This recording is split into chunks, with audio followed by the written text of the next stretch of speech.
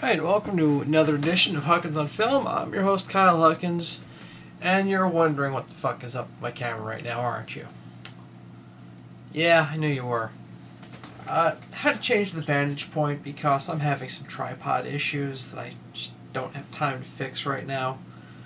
Try to take care of those as soon as I can. As for now, you're just going to have to put up with the impossibly high shot for no reason. Anyway, I saw Seven Psychopaths a few hours ago, and figured I'd shoot a review.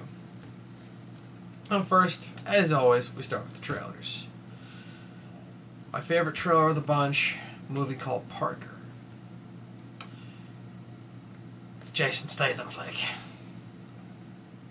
Jason Statham is a thief against his fellow thief played by Michael Chiklis. Yeah. Yeah, Statham versus Vic fucking Mackey. I'm there. That's one of those, yeah, I'm psyched for that. I saw the full Cloud Atlas trailer. Don't care. Not really a fantasy guy. Although the trailer itself is kind of funny. Because it looks like it's showing roughly 12 different stories. And then the tagline is, "It's all connected." That's not a tagline. That's kind of saying, no, trust us. This totally makes sense. Just trust us on this. It seems like they're kind of pleading with the audience more than anything. So, I'm just not interested. Finally saw the first trailer for Identity Thief. It's one of those, it looks alright, but you know what? It's from the director Horrible Bosses, whose name eludes me, and it's starring Jason Bateman. Okay, well, the last time those two worked together, they made fucking Horrible Bosses. I love that movie, so I'm giving it the benefit of the doubt. Saw another Hitchcock trailer with Anthony Hopkins and Helen Mirren. It's about the making of Psycho. I'm curious. I like Hopkins and Mirren a lot. Although I've got to be honest, the attempt to fatten up Hopkins so he looks like Hitchcock, he looks like Winston Churchill, if anything. It's a little distracting to me, but I'll deal with it. Like I said, looks like an interesting story. Really good cast, so I'll cut him some slack.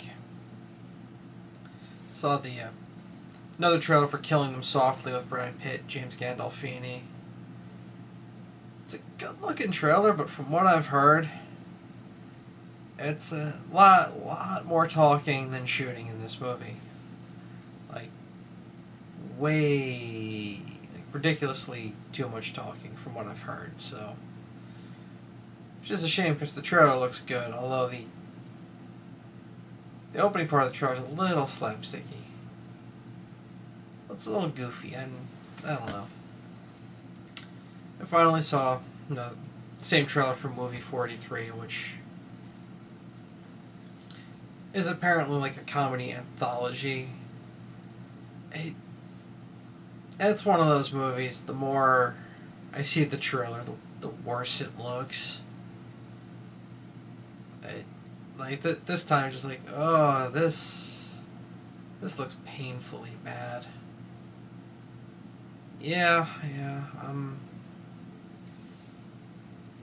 unless Emma Stone just ends up getting completely naked, no, don't care. Because it looks really bad. Anyway, those are the trailers. Now, on to the movie. You know, I've been thinking about this one since I've seen it. You know, it's been a few hours, just been letting it marinate. And I loved it, but at the same time I'm not sure what to think of it. because the main gist of it is Colin Farrell is trying to write a movie called Seven Psychopaths. There's the movie called Seven Psychopaths within the movie. And as he's writing it, he ends up being surrounded by psychopaths. And it gets very strange. The tone in this movie is all over the place.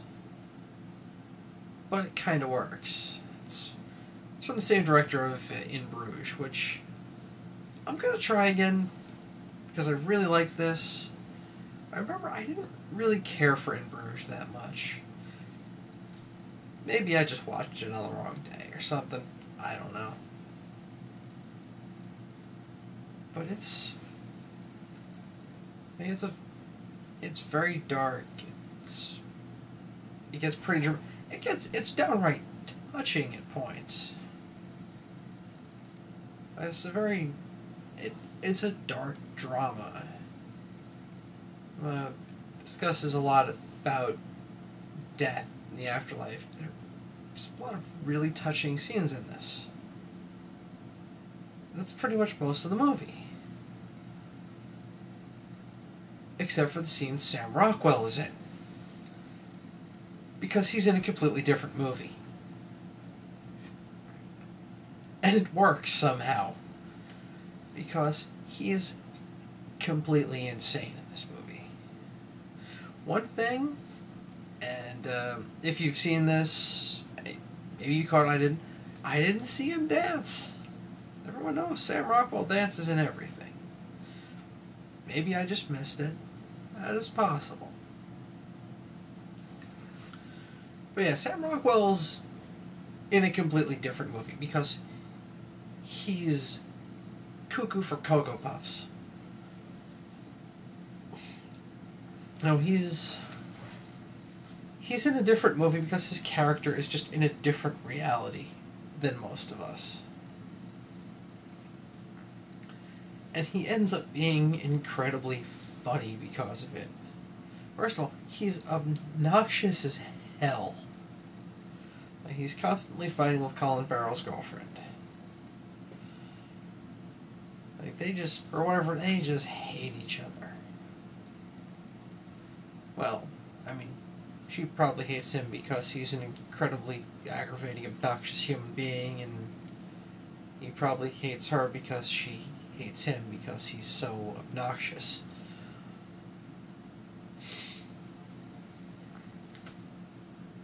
But anyway, Farrell's girlfriend actually doesn't have a very large part in this anyway. Rockwell, he makes most of his money by kidnapping dogs, then, there's a reward for them, and him and his partner Hans, played by Christopher Walken, return them and collect the reward. Walken's great in this.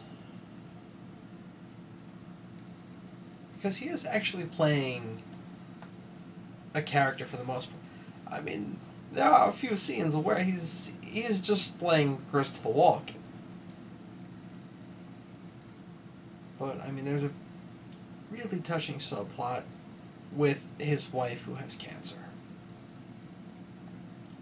And he's great in those scenes. He's very human. He's very down to earth. As you get into his backstory, he gets really interesting. I don't want to delve too much into it because I don't want to spoil this movie. But he has a very interesting backstory. But there are scenes where he just gets all weird and goofy, like he's playing Saturday Night Live Walken. Which doesn't bother me that much because who doesn't love Saturday Night Live Walken? But again, it's one of the it's disjointed as hell at times. And honestly, I preferred him more when he was being unwalking. Especially because it's one of those reminders that Christopher Walken's a hell of an actor.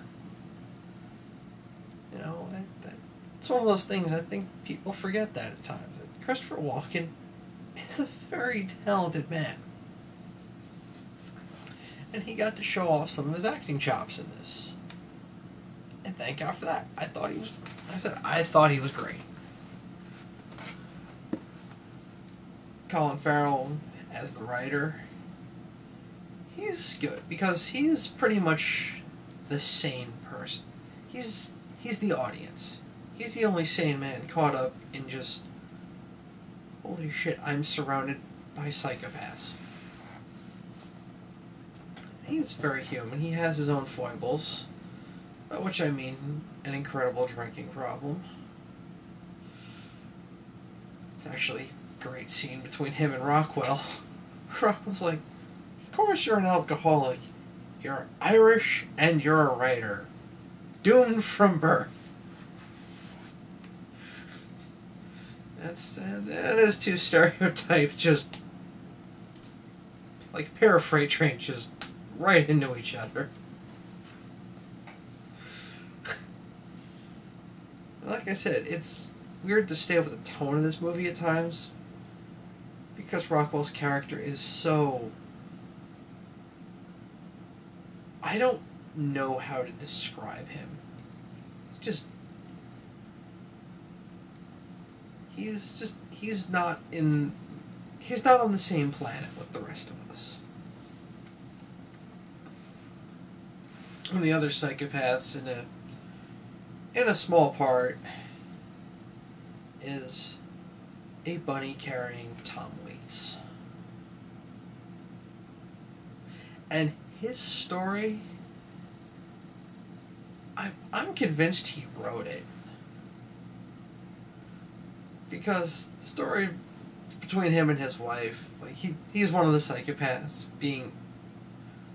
Sam Rockwell put out an ad looking for psychopaths to try to inspire this movie. Because Rockwell's character, Billy, really wants to help Colin Farrell. He wants to be a good friend. He keeps undermining him because he's nuts, but he does want to help. But Waits is telling his story about psychopathic period in his life. And it feels like a fucking Tom Waits song. It's almost one of those, it almost feels like they cast him and just said, okay, what's my story? Tom, there's no way we're going to make a better story than you are. So just have at it. Okay, give me a minute. And then he comes back with gold. Well, he doesn't have a large part in the movie, but his part's it's very touching, and it's really interesting. He's not really funny. It's just kind of weird and unsettling. And especially because you have this great juxtaposition about these horrible acts going on, and then you see Tom Waits with a bunny. The bunny's fucking adorable. It's a bunny. Who's gonna argue with that? So reach on the screen, just scratch his head a little bit. But it's one of those. I mean, it's funny in a way. His subplot is actually kind of unnecessary if you really wanted to streamline the story. But it's interesting. So, screw it, we're keeping it.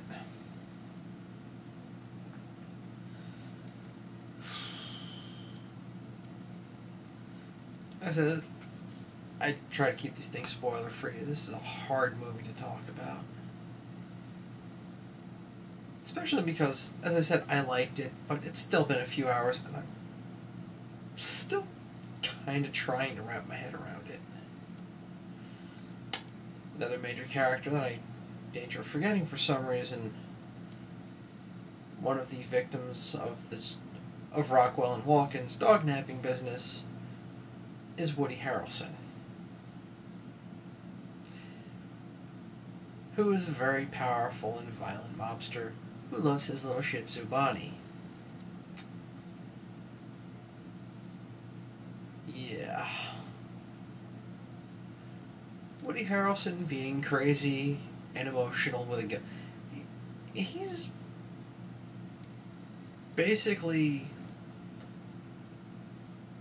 Tallahassee crossed with a bit of Robert De Niro. It's about the only way to put it. But he's scary as hell in this. It's one of those things people tend to forget. Woody Harrelson, he's a great comedic actor. He's really good at being intense and kind of scary. And he's great at it in this. And there are even moments where he's having a breakdown over his dog. And it's funny, but it's funny because he's playing it totally straight.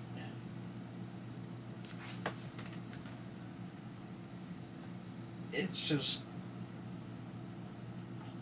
Also, it's one of those... On one level, yeah, it looks like he's a complete lunatic because he's going through all this just to get his dog back. On the other hand, if you're not a pet owner, I'm sure you've all known a few, and you do realize that, yeah, it's actually a pretty realistic reaction. Like, if anyone messed with my brother's dogs, my sister-in-law would turn into a combination of Hawkeye, Jason Bourne, and RoboCop. You know, just, you don't mess with the puppies. Not that I don't want to mess with them, they're adorable. They're awesome dogs. So it's one of those, it seems over the top, but then you realize if you've ever known a pet owner, it's like, no, that's probably about how they'd react.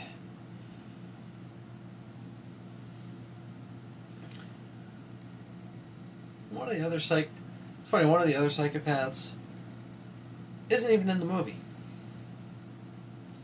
He's actually part of a story.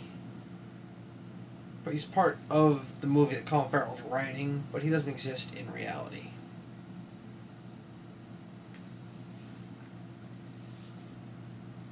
So it's... And at one point, Farrell has enlisted Rockwell and Walken to help him with the movie. And they're in the desert. Farrell's drinking bourbon like it's water. Walken and Rockwell tripping balls on peyote. And Rockwell gets the idea for the ending of the movie while high as just... And Lord knows what he's seeing. And it's the funniest sequence in the whole movie. And like I said, every time Rockwell's on screen, it's comedy because he's in a different movie.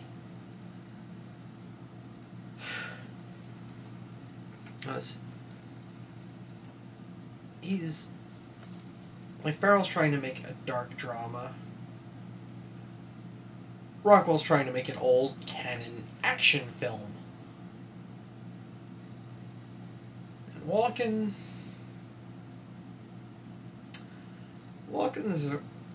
his character is devoutly Christian. Like, he has sworn off violence. So he doesn't quite fit the word psychopath. But at the same time, he's off-kilter enough that he's definitely nuts. I mean, I don't mean he's like a hardcore Fred Phelps gays must die kind of Christian. No, not at all. He's just very... He's the kind of guy, it seems like no matter where he is, he would just be out of place. But he's a very noble character. And like I said, they include his backstory in there, and it's a great story. It really is. It's very tragic story too. And it's what makes his character so interesting, is that he's been able to maintain his commitment to peace and nonviolence. Even though tragedy's just been bird-dogging him the whole way.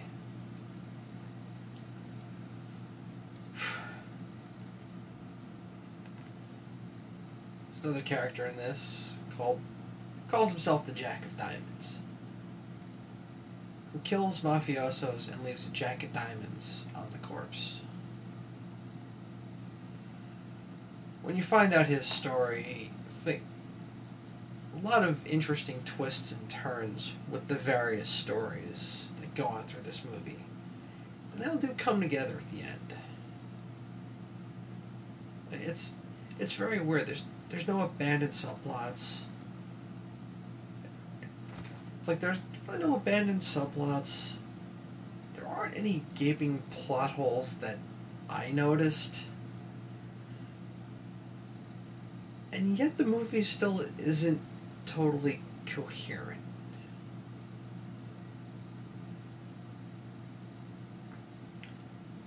It's very hard to describe. But I would definitely recommend checking it out.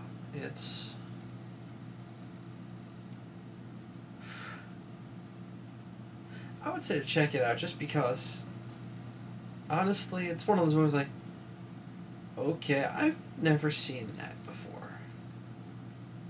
And also, yeah, it's got Tom Waits with a bunny. How often do you get to see Tom Waits with a bunny?